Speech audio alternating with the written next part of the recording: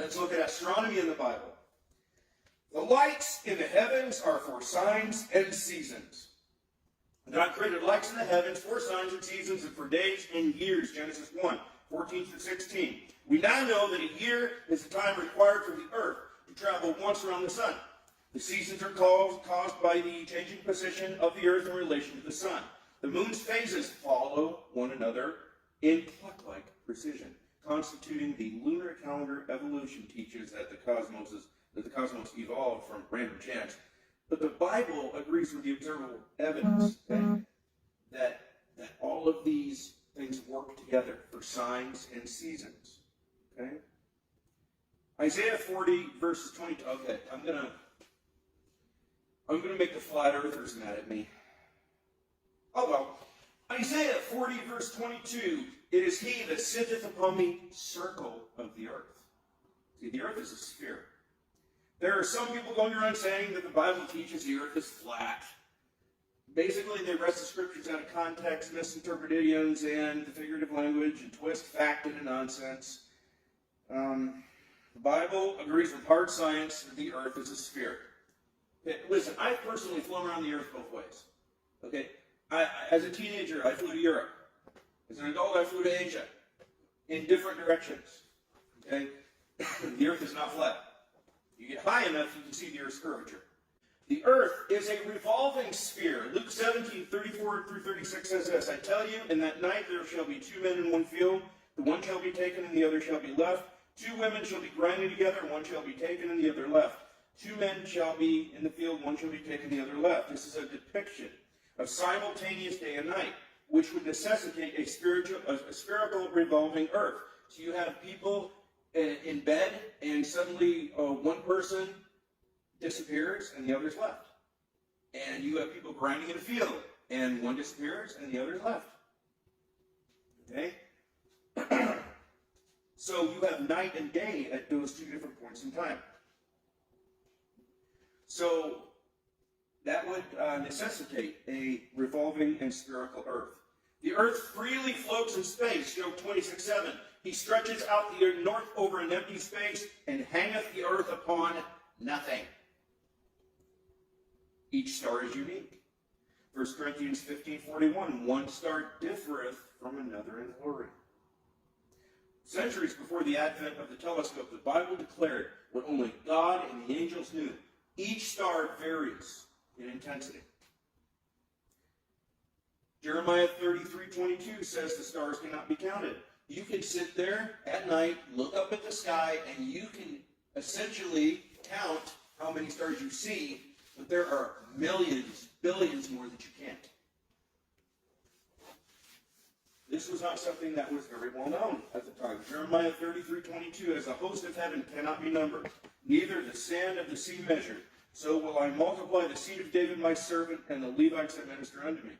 At any given time, seriously, only about 5,000 stars are visible to the naked human eye. As I said, you can sit there and you can probably count them. If you have the time and you're not that bored, you can probably do it. Right? Only 5,000 visible to the naked eye. Yet God stated that men could not number the stars. It was not until the 17th century that Galileo Galilei looked through a telescope and stood there with his mouth wide open and his jaw on the floor. Today, astronomers estimate, because stars still cannot be numbered, that there are 1 times 10 to the 25th power. That means that you have a 10 and 25 zeros after it. At some point in time, we stop saying million, billion, gazillion. We just say, okay, it's 1 times 10 to the 25th power. That is 25 zeros. Excuse me, let me go back and correct myself. It is 1 followed by 25 zeros. To put it in kids' language, 10,000 billion trillion. I'm not even going to try. The scientists who came up with this number will still admit to you that this is a very low estimate. Job 38:31 tells us something that astronomy didn't figure out until recently. Canst thou bind the sweet influences of Pleiades, or loose the bands of Orion? Astronomy has shown that the star cluster known as Pleiades has a very strong gravitational pull among the stars. Astronomers have also recently found that the gravity of Orion is not enough to hold the star cluster together, and it is disintegrating as the stars are pulling away from each other. The Bible knew that during the times of Job. Job, very early, a very early time in biblical history. Black holes exist. Job 3, verse 9. Let the stars of the twilight thereof be dark. Let it look for light, but have none. Dark stars. Dark stars. That's a black hole. Remember, the language is limited. A black hole is a star that is imploded to where the gravity is so powerful not even light can escape. It is essentially a dark star in ancient language. That's the only way they could describe it. Their existence wasn't known until the 20th century. Einstein's general theory of relativity postulated them in 1916. The term was coined in 1967 by John Wheeler. The first discovery of an actual black hole was not until 1971. 51 years ago. We also find in the scripture the universe is expanding. During the 20th century, most scientists, including Einstein, believed the universe was unchanging.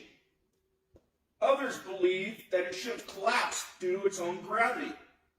And in 1929, Edwin Hubble, you've heard his name before, Hubble telescope, showed that distant galaxies were receding from the Earth, and the further away they were, the faster they seemed to be moving. This discovery revolutionized the field of astronomy. Einstein, after hearing this, admitted his mistake, and today most astronomers agree that what the Creator told us millennia ago is true. The universe is expanding. Repeatedly, God declares that He stretches out the heavens. In Jeremiah 10:12, He has made the earth by His power. He has established the world by His wisdom and has stretched out the heavens at His discretion. Jeremiah 51:15, He hath made the earth by His power. Whoops, it looks like the same thing. Guys, well, it's a little different scripture, but it essentially says the same thing, that the heavens are being stretched. Isaiah 40, verse 22, It is He that sitteth upon the circle of the earth. There's the earth being sphere again. And the inhabitants thereof are as grasshoppers. It stretcheth out the heavens as a curtain. Isaiah 42:5 says the same thing. He stretched out the heavens. Job 9:8, which alone spreadeth out the heavens. Zechariah 12:1, stretcheth forth the heavens. The universe is expanding, and the Bible knew that back in the times of the prophets. Don't tell me there's no science in the Bible.